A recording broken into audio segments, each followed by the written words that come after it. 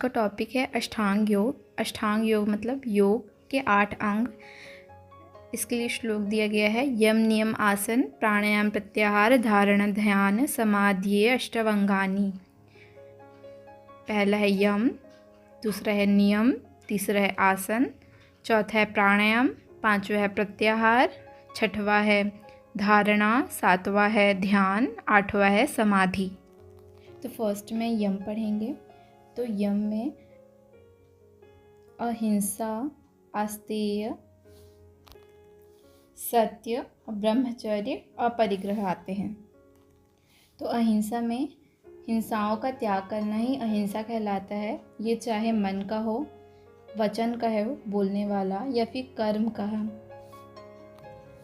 जिसमें प्राणी को पीड़ा होती है, उन सब भावों का त्याग करना ही अहिंसा कहलाता है। किसी दूसरे की वस्तु में राग रखना ये जो है स्तेय कहलाता है, और इसके विपरीत जो अगर प्रतिषेध करना हो उसका अस्तेय कहलाता है। इसमें मन वचन कर्म में चोरी का सर्वथा परित्याग करना या बिना आज्ञा के किसी वस्तु को लेना ये आस्तेय कहलाता है। यानी कि दूसरों की वस्तुओं पर राग नहीं, मतलब कि इच्छाएं दूसरों की वस्तुओं के प्रति वो नहीं रखना चाहिए, वही आस्तेय कहलाता है। सत्य, सत्यनिष्ठ व्यक्ति का वचन जो रहता है हमेशा फलीभूत रहता है।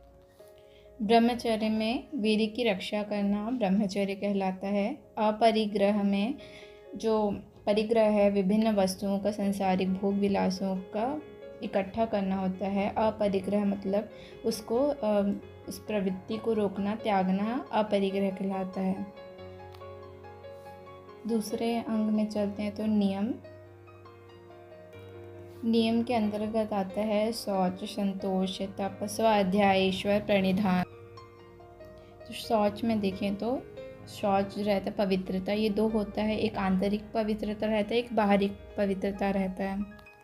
बाहरी पवित्रता में शरीर को प्रक्षालन यानी कि अच्छे से नहा धोकर वस्त्र आदि धारण कर सात्विक आहार वगैरह कर, और आंतरिक पवित्र शौच जो रहता है वो चित्त के मलों को दूर करना और पंच क्लेशों की निवृत्ति करना अभ्यंतर शौच कहलाता है। इसका जो उपयोग क्या होता है तो सत्व शुद्धि, एकाग्रता आती है और इंद्रिय संयम और आत्मदर्शन इसमें प्राप्त होते हैं। फिर नेक्स्ट है संतोष। ये नियम के ही अंतर्गत आता है शौच देन संतोष। जितने बाह्य पदार्थ योग साधन के लिए आवश्यक हैं उनसे अधिक को ग्रहण करने की इच्छा नहीं करना ही संतोष कहलाता है। देन आता है तप। इसमें द्वंद्वों को सहना, यानी कि सुख हो या दुख हो या भूख हो या प्यास हो, इनको सहना ही तप कहलाता है। तप से अशुद्धि का नाश होता है और शरीर और इंद्रियों की शुद्धि होती है। जैसे शारीरिक तप अगर बोलें तो अहिंसा और ब्रह्मचर्य, वाचिक तप बोलें तो सत्य वचन कहना, और मानसिक तप जो रहता है आत्मनिग्रहण करना। देन आता है स्वाध्याय, यानी आध्यात्मिक ग्रंथों का अध्ययन करना और शास्त्र, वेद, उपनिषद, गीता ये सब का अध्ययन करना। देन आता है ईश्वर प्रणिधान। ईश्वर प्रणिधान में शरीर, इंद्रिय, मन, प्राण और समस्त कारणों से जो किया गया कर्म है उनका जो फल है वो ईश्वर को सौंप देना, कि आप ईश्वर द्वारा वो कर्म किया गया अर्पित कर देना, यही जो रहता है ईश्वर प्रणिधान कहलाता है। आसन जो है स्थिर सुख आसनम, मतलब कि शरीर को एक स्थित विशेष स्थिति में रखा जाना आसन कहलाता है। इससे शरीर में स्थिरता, आरोग्यता और लघुता और ध्यान आदि का साधन होता है। नेक्स्ट अष्टांग योग के प्रकार में देखें तो प्राणायाम आता है। प्राणायाम 2 शब्दों से मिलकर बनता है, प्राण और आयाम। प्राण मतलब होता है कि जो प्राणवायु ऑक्सीजन जो रहता है, और आयाम मतलब होता है ठहराव या नियंत्रण करना, यानी कंट्रोल्ड ब्रीदिंग को प्राणायाम कहते हैं। ये भी मुख्यतः 3 प्रकार के होते हैं, पूरक, कुंभक और रेचक। पूरक मतलब होता है कि नासा मार्ग से प्राणवायु को अंदर लेना। कुंभक मतलब होता है कि प्राणवायु को अंदर ही रोके रहना।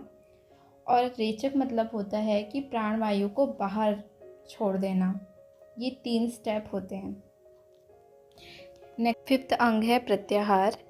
इसमें जो है, जो इंद्रिय चित्त को चंचल कर रही है, उन इंद्रियों का उनके विषय से विपरीत उपरम करना प्रत्याहार है। मतलब कि जैसे हमारी इंद्रियां जो है, चित्त है, चंचल है और वो अपने विषय को त्याग कर कोई और दूसरे विषय में ध्यान चले जाता है, तो उसको रोकना और उसको वापस लाना ये प्रत्याहार कहलाता है। प्रत्याहार से इंद्रियों में वश रहता है और इंद्रियों पर पूर्ण विजय प्राप्त होता है।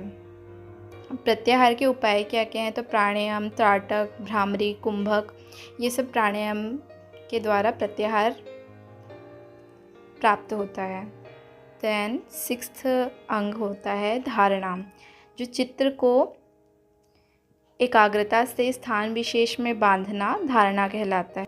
इसमें मन को एकाग्रचित करना रहता है या फिर और अपने विषय में उसे लगाना रहता है। तो इस विषय जैसे धारण के उपाय क्या क्या होते हैं? एक बाह्य देश होता है, एक आंतरिक देश होता है। बाह्य देश में जैसे बाहरी वस्तुएं, जैसे चंद्र हो गया, दीपक हो गया, कोई आराध्य देव या गुरु की मूर्ति हो गई, उन पे आप ध्यान केंद्रित कर सकते हैं। आंतरिक देश में जैसे नाभि चक्र हो गया, हृदय कमल हो गया, या नासाग्र मतलब नाक के आगे का भाग वो हो गया, या फिर जिह्वा के अग्र के भाग, यहाँ पर केंद्रित करना, ये जो रहता है धारणा कहलाता है। अब ध्यान अगर देखें तो 7th अष्टांग योग है ध्यान। तो धारण किए हुए ध्येय विषय पर ज्ञान की एकाग्रता, जो लगातार चिंतन रहता है, वो ध्यान कहलाता है। जैसे कि किसी स्थान विशेष पे हमने ध्यान लगाया, केंद्रित किया अपना, तो उस स्थान विशेष पर ही अपने मन को निरंतर बनाए रखना ही ध्यान कहलाता है। फिर नेक्स्ट अंग आता है समाधि। इसमें ध्यान करते समय जब ध्याता और ध्यान ध्येय में केवल ध्येय मात्र रह जाए, इसका मतलब है कि ध्याता मतलब हम कर्ता जो रहता है वो ध्याता है। ध्यान मतलब जो कर्म, जो हम लोग ध्यान लगा रहे हैं, और ध्येय मतलब कि जिस विषय में हम ध्यान लगा रहे हैं उसमें से केवल ध्येय रह जाए, ध्येय की व्यतीति हो, यानी कि जो हम जिस विषय में चिंतन कर रहे हैं बस उसकी प्रतीति हो। तो उससे क्या होता है, आत्मा परमात्मा के स्वरूप में निमग्न हो जाता है और इसके अर्थात जो स्वरूप शून्य हो जाता है, उसे समाधि कहते हैं। तो ये थे 8 अंग योग के। इसमें जो आसन और प्राणायाम है वो शारीरिक स्वास्थ्य यानी फिजिकल हेल्थ के लिए उपयोगी है। और प्रत्याहार और